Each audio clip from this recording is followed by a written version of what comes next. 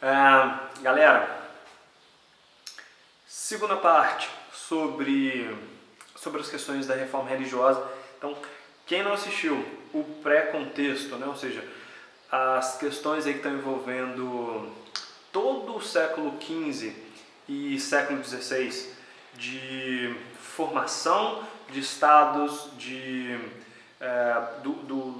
do comportamento da Igreja Católica, o que são as práticas de indulgência, o que são as práticas de simonia, fica difícil entender as propostas que o Lutero tem a partir de agora, certo? E tem uma outra questão que eu comentei no outro vídeo sobre essas mudanças, como é que as coisas elas vêm passando. Existe uma outra relação que eu quero que vocês façam, que é o papel do renascimento cultural dentro dessa mudança, ok? Por quê? Aquela apresentação e aqueles questionamentos que pintores, poetas, cartógrafos, músicos, filósofos e os próprios cientistas, né, porque tem Copérnico, tem Galileu, tudo isso indivíduos que foram condenados pela Igreja Católica como hereges, ou seja, como pessoas que estão possuídas e o demônio entrou no corpo, está destoando de toda a verdade universal atribuída pelos católicos. O renascimento cultural ele tem um outro aspecto fundamental, que é o de começar a colocar mudanças de perspectiva de pensamento, né? Eu acho que a grande marca do renascimento é esse tipo de ideia que começa a aparecer na Europa, ou seja, volta a aparecer no caso, né? Que se fortalece, que é o de não aceitar as verdades universais, ou seja, aquelas explicações, aquelas respostas dadas para tudo, como sendo não questionáveis, isso não encaixa mais, isso não funciona mais, né?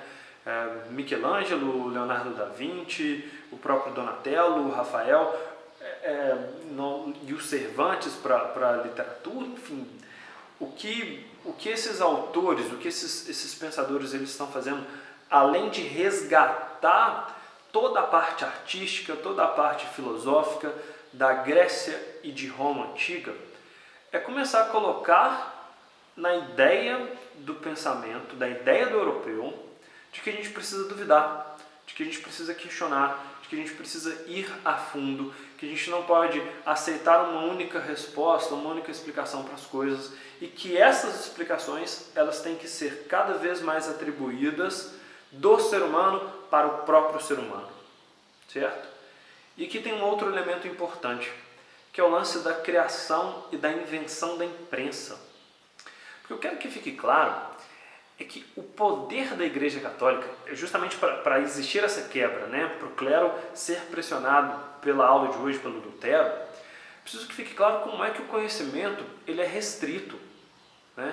A gente está falando de um período em que saber ler e saber escrever é algo extremamente raro. O livro é muito caro, certo? Porque produzir um livro ele era feito manualmente, ou seja, você tem lá uma série de monges que ficavam no monastério, passavam a vida inteira dentro daquele local, comiam lá, plantavam lá, viviam lá, e a função dos caras, velho, era transcrever livro. Pegava uma Bíblia, sentava e passava lá um ano copiando palavra por palavra para produzir mais uma, sacou? Então é muito demorado, é muito lento e o acesso disso para a população é pequeno, certo? Por isso, por essa transmissão de conhecimento exclusiva, a Igreja Católica ela ganha muita força. Não só na exclusividade da leitura, porque quem ensina as pessoas a ler, quem ensina as pessoas a escrever é o próprio clero, certo? O que é escrito e o que é lido não é na língua popular, isso é tudo em latim. Para quê? Para o conhecimento ficar cada vez mais exclusivo deles. Somente aquele grupo, somente aquela categoria tem acesso ao conhecimento, ao que está escrito, àquela verdade, ok? Então, a gente precisa juntar essas duas coisas. A imprensa, ela foi criada pelo Gutenberg, ou seja, era uma impressora, parece um carimbo, são plaquinhas de metal com várias letras, né? São colocadas ali dentro de um molde, dentro de uma forma com o que está escrito na determinada página, então dá trabalho ficar montando o que está escrito, né? Quase uma transcrição manual, mas uma vez que você tem um molde, é só você carimbar infinitas páginas e aí você tem uma produção extensiva, né? Então, quando essa invenção do Gutenberg ela se populariza, produzir o livro fica mais fácil, produzir o conhecimento fica mais fácil, ter acesso a outras explicações e outros conhecimentos e outras verdades começa a ficar cada vez mais acessível para a população. E aí os comerciantes estão levando e trazendo livros de todos os locais. De repente, a gente tem um pensamento questionador, a gente tem um acesso maior à informação e a gente tem grupos que começam a criticar aquela verdade que está sendo estabelecida. Certo? E aí a hora que o grupo da Igreja Católica, eles ainda não são radicais da forma como o Renascimento foi pensado, né? Ou seja, de vamos questionar, não é jogar toda a religião para fora, né? Não é abandoná-la, mas olha, essa verdade que está sendo dita por eles, ela não é essa, então vamos pensar tudo de novo. O clero ele vai absorver essa crítica, né? Parte desses estudiosos, desses monges, desses franciscanos, enfim, parte da própria Igreja Católica vai começar a ter um acesso maior ao conhecimento, vai começar a mudar a sua forma de pensar e questionar essas explicações, questionar essas autoridades, questionar o jeito que o universo é explicado e é colocado pela própria Igreja e começam a encontrar e a propor novas soluções, certo?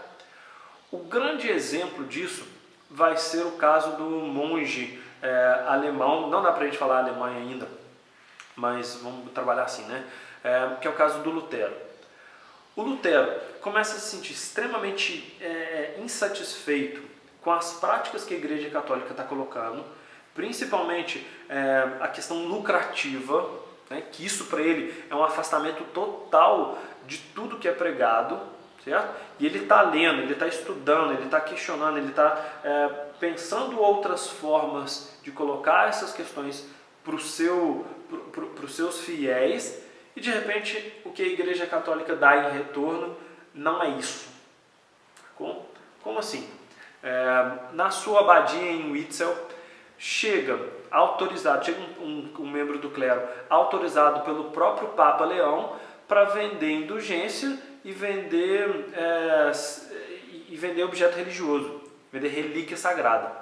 Certo? E o Lutero fica iradíssimo com isso, certo? Porque o cara está lá trabalhando com a fé, trabalhando com a salvação, com o pecado das pessoas, tentando converter isso tudo em uma relação do indivíduo com o próprio Deus, e de repente vem um outro padre orientado pela própria Igreja Católica que atribui a salvação a um documento.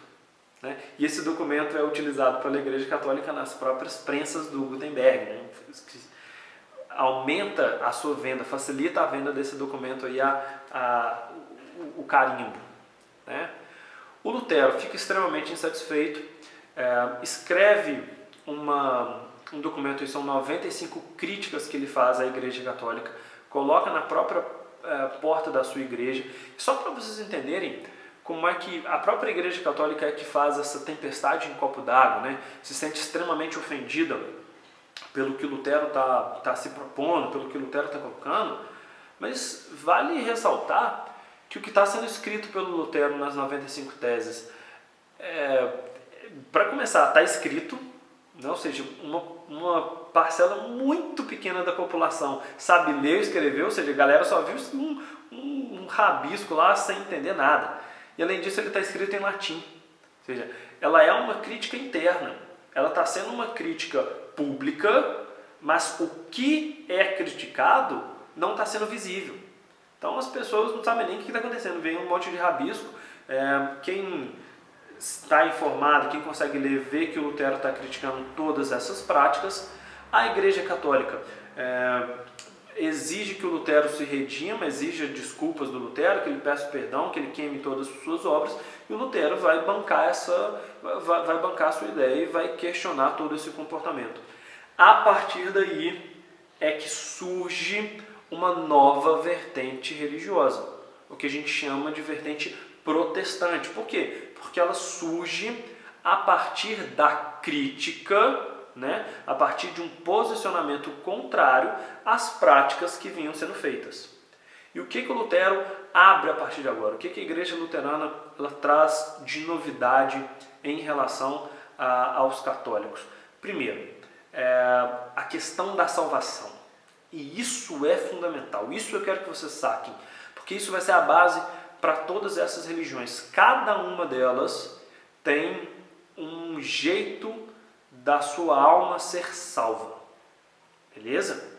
No caso da Igreja Católica, a salvação ela acontece pelas práticas, ou seja, nesse caso, no período, você é salvo se você tiver um documento, ou se você tiver a carta de indulgência que te concede o perdão, ou seja, você precisou comprá-la, foi uma ação. O Lutero ele vai colocar que para a nova religião dele, para a Igreja Luterana, a salvação ela é feita pela fé. Isso significa que a fé ela não precisa de intermediário. Se você tiver boas práticas, se você tiver o perdão, se você tiver regras, se você tiver o batismo, né, como a Eucaristia, se você tiver uma relação religiosa, se você fizer boas ações, você não precisa comprar nada, você não precisa ouvir ninguém, ela passa a ser uma igreja sem intermediários, certo? A Igreja Luterana, ela individualiza a relação com Deus. E isso já é uma quebra imensa do que está acontecendo no período, né? Porque a grande força da Igreja Católica era o papel que o clero tem. Ou seja, você, servo, camponês e o próprio rei, vocês só chegam no paraíso se passarem por mim, né? Você só consegue se comunicar com Deus através da minha igreja, através da minha instituição, literalmente da igreja física. Você só podia falar com Deus dentro da igreja. E agora o que o Lutero está falando? Olha, não precisa, porque isso daí não é uma forma de salvação prática. A sua salvação para o Lutero, ela precisa ser espiritual. Se você tiver uma vida de fé, se você tiver uma vida regrada e você falar com Deus, você pode orar na hora do almoço, você pode orar na hora de dormir, você pode orar na hora que você vê uma árvore, na hora que você estiver em contato com a natureza, enfim. A relação com Deus ela é individualizada, certo? E uma outra prática de uma das grandes mudanças, né, além da questão da salvação, ou seja, o que você precisa fazer para ir para o céu mudou, o Lutero vai condenar a indulgência, vai condenar o objeto religioso, vai condenar as imagens sagradas. Por quê? Porque a pessoa está rezando para quê? Ela está rezando para uma cruz, para o objeto cruz, ou para o que aquela cruz representa. Então, para não ter confusão, tira.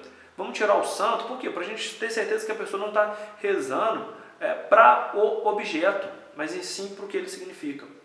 Então, além de condenar essas práticas, o Lutero ele coloca ainda uma outra inversão, que é uma das mudanças mais radicais, e aí é onde a gente junta isso tudo, principalmente o Renascimento, que a partir de agora, quem controla, já que a religião ficou individualizada, né, quem controla a missa, quem controla o andamento da religião é o próprio fiel.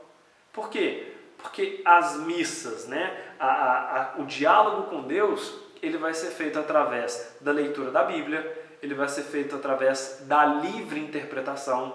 Cada um vai poder ter acesso à palavra, né, ao que está escrito no livro sagrado e ter a sua própria opinião, questionar certas práticas, fortalecer outros comportamentos, mas porque você, indivíduo, teve contato.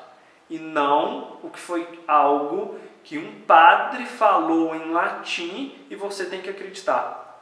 Então, essa é uma das maiores mudanças dessa religião. Beleza? A partir disso, a partir do Lutero, essas críticas à Igreja Católica se espalham, né? Elas não vão ficar exclusivas ao caso da Alemanha, e outros locais aí vão adaptar essas mudanças principalmente a salvação, e utilizar da questão da infabilidade do Papa, ou seja, o Papa não é mais autoridade máxima, não tem mais autoridade máxima, certo? Foi abolido, não respeite-se mais o clero, ok? Tá liberado. Mas ler e interpretar a Bíblia pela sua própria vontade passa a ser uma das bases dessas novas religiões que surgem. Beleza? Aguarda que daqui a pouco tem mais. Tranquilo? Tchauzinho, até logo.